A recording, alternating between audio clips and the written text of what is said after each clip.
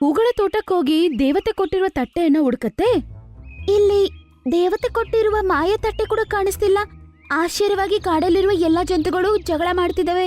ಈಗ ನಾನು ನನ್ನ ಸೌಮ್ಯ ದೇವತೆಯನ್ನು ಕರೀಲೇಬೇಕು. ಹಂಗಂತ ಅವಳು ದೇವತೆಯನ್ನು ಕರೀತಾಳೆ. ಸೌಮ್ಯ ದೇವತೆ, ನನಗೆ ನಿನ್ನ ಸಹಾಯ ಬೇಕು. ಸೌಮ್ಯ ದೇವತೆ, ನನಗೆ ನಿನ್ನ ಸಹಾಯ ಬೇಕು. ಈ ರೀತಿ ಅವಳು ಗಂಟ್ಲುಗಟ್ಲೆ ಹೇಳ್ತಿರ್ತಾಳೆ. ಕೊನೆಗೆ ದೇವತೆ ಅಲ್ಲಿಗೆ ಬಂದ್ಬಿಡ್ತಾಳೆ. ಅಯ್ಯೋ ಮಿಂಕಿ, ಯಾಕಿಷ್ಟು ಬೇಜಾರಾಗಿದ್ಯಾ? ನಮ್ಮ ಕಾಡಲ್ಲಿರುವ ಎಲ್ಲಾ ಮಕ್ಕಳಿಗೂ ಒಂದೊಂದ್ ಮಕ್ಕಳಿಗೆ ಕಣ್ ಕಾಣಿಸ್ತಿಲ್ಲ, ಸ್ವಲ್ಪ ಮಕ್ಕಳಿಗೆ ಮಾತಾಡಕ್ಕಾಗ್ತಿಲ್ಲ. ಏನೋ ತಪ್ಪು ನಡೆದಿದೆ. ನಾನಿನಿಗೆ ಕೊಟ್ಟ ಮಾಯ ತಟ್ಟೆಯನ್ನು ನೀನು ಯಾಕೆ ಉಪಯೋಗಿಸ್ತಾ ಇಲ್ಲ? ಅದನ್ನ ಯಾರ ಕಣಗೂ ಕಾಣದೇ ಇರ್ಬೇಕಂತ ಇಲ್ಲೇ ಬಚ್ಚಿಟ್ಟಿದ್ದೆ. ನೋಡಿದ್ರೆ ಈಗ ಅದು ಕಾಣಿಸ್ತಿಲ್ಲ.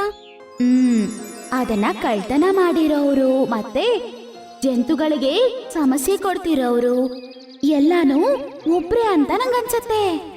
ಆ ಮಾಯಾ ತಟ್ಟೆ ಮತ್ತೆ ಅದನ್ನ ಕಳ್ತನ ಮಾಡಿರೋರು ಇಬ್ರು ಇಲ್ಲಿಗೆ ಬರ್ಲಿ ಹಂಗಂತ ಹೇಳಿ ದೇವತೆ ಮಾಯೆ ಮಾಡಿದ ತಕ್ಷಣ ಅಲ್ಲಿಗೆ ಗೋಲ್ಡಿ ಮತ್ತೆ ಮಾಯಾ ತಟ್ಟೆ ಬರುತ್ತೆ.